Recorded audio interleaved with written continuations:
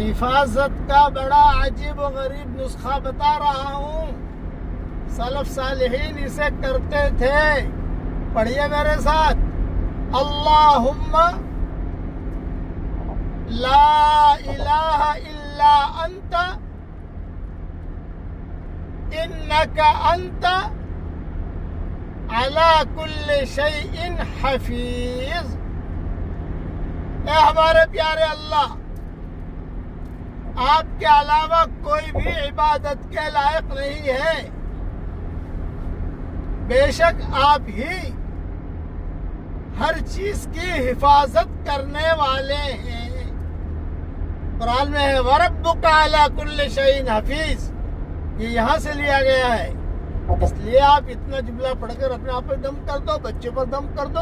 انشاءاللہ اللہ کی حفاظت میں آ جاؤ گے. انشاءاللہ یاد کر لیجئے اسے. اللہ تعالی ہم سب کی ہر شر سے حفاظت فرمائے.